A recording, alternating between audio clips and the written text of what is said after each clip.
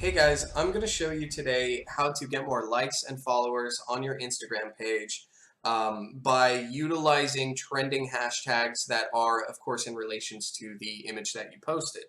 So let's say that you are a restaurant and you took a lovely picture of your kale salad. You want to post it on Instagram and you want a lot of people to see this image, not just your existing followers, but kind of people beyond that. So by this logic, most restaurants will create hashtags based on the what the menu item is, what the menu item is categorized as, if it's healthy, if it's good, delicious, those type of adjectives. They would also be potentially listing the ingredients of the menu dish that they're posting about. So just by looking at this, I assume restaurants would be typing in hashtags like let's see, kale salad. So first and foremost, what I want you guys to do is go to Notepad and, of course, draw out all your hashtags you're going to be using by default. So I'll do healthy eating. Let's do green. Let's do foodie, food. And then let's start listing the ingredients. So we got hashtag jicama, radicchio, however you spell it. There's toasted walnuts in there. That looks like a cherry tomato, so I'll add tomatoes. This is, I see feta cheese there, but you know, who wants to hashtag cheese? Anyways, so once you have a full list of the hashtags that you want to use, and again, these are hashtags that are in relation to the picture itself. I don't want you to list out any hashtags that have to do with you know, restaurant or the city or support small business or anything like that. Only hashtags that are in relation to the image that you're seeing. So what you're going to do is select 3 or 4 of the top hashtags that you want to use, right? 3 or 4 that kind of are the core hashtags. The ones that you would classify as secondary, we're not going to be using in this example. So I think based off this list, just these 4, kale salad, and healthy eating, would be my core, and then everything else would be secondary, including the adjectives as well as the ingredients. And then, you know, afterwards you would have your city and the type of business that you are and whatnot. So there's a lot of different websites that you can go to find similar hashtags to the ones that you're typing in. Most of them nowadays require that you pay. There used to be a good site called Hashtagify.me that we used to use for our clients, but now they implemented pricing. I believe if you're trying to get some deeper data, they're now asking for beta testers. So this is kind of closed for business for the time being, unless you want to pay for it, of course. We found a site to use that has been providing us free data, and that site is RiteTag.com, RITETAG.com. So I'm going to give you guys a second to open up a browser and go to RiteTag.com. After you got that open, let's start gathering data for the 3 or 4 hashtags that we selected. So I'm going to select, let's do kale salad as the first one. So I'm going to go up here to the search bar. I'm going to type in kale salad. Let's search and see what is related that we can use. So RiteTag will segment these hashtags by hashtags that you should be using immediately, hashtags that you could be using over time, and then hashtags that you just shouldn't be using, including kale salad. So that was kind of a irrelevant hashtag to use. But off of this hashtag kale salad, we're going to pick and choose the ones that are relevant, again, to the image.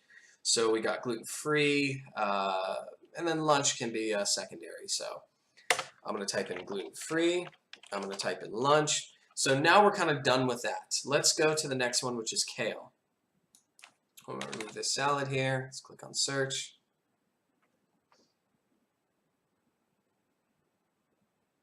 Come on. All right. Use these hashtags to get seen now. Hashtag Apple. Well, if that's not really relevant to the image, then I wouldn't use it.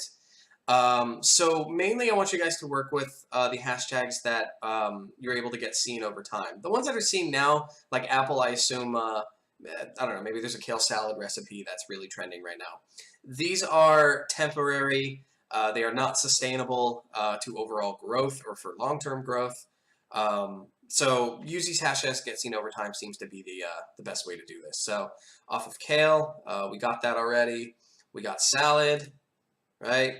Chicken, that's irrelevant. Turkey, irrelevant. Thanksgiving, irrelevant. Dinner, so I'm going to add dinner. Chips, irrelevant. Rice, irrelevant. Detox. If you're a health food place that serves these healthy, kale salads, cold pressed juices, maybe. I'm just going to add that in a different category and save that for later.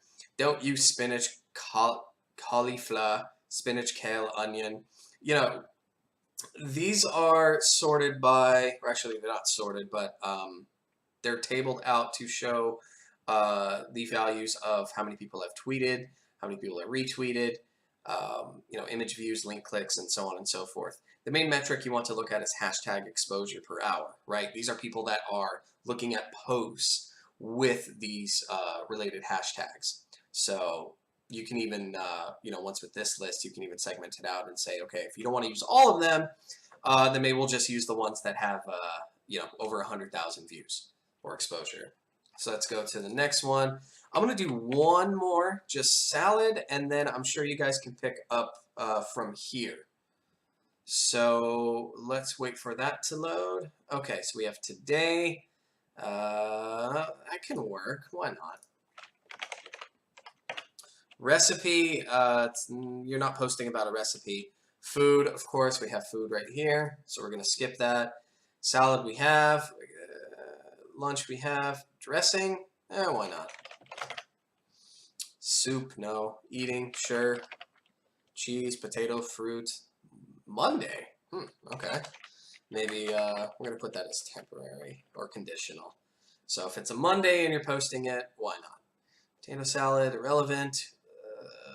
Word, I don't understand that. Dinner we have salad dressing.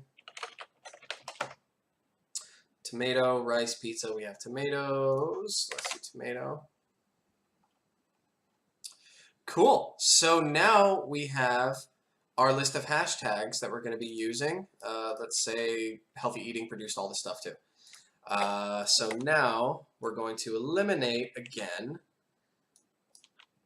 the ingredients. Unless, of course, you want to add tomato there and find related ones to tomato. But we have our newly created hashtags, and then we have our conditional hashtags. So use something like this type of system. It doesn't matter if you are a fashion blogger, a restaurant, a plumber, a bakery, a musician. Depending on the type of content that you post, people are going to be susceptible to clicking like, both based on hashtags if they're automated accounts, or if the hashtags are relevant to the image that they're seeing. So try this out and definitely let me know if this is helpful. We have been using a similar system like this for a lot of our clients, and we're seeing engagement increase tenfold. Additionally, we're seeing follow requests to our pages more often than us having to initiate follow requests to them. So this is a great way to kind of passively create more followers for your Instagram page, and of course to organically and legitimately inflate the likes on your page as well. So that's it. If you like what you saw, go to blog.fivespotmarketing.com, click on subscribe so you can see videos like these on a daily basis. My name's Amir with Fivespot. Have a great day, and I will talk to you guys later.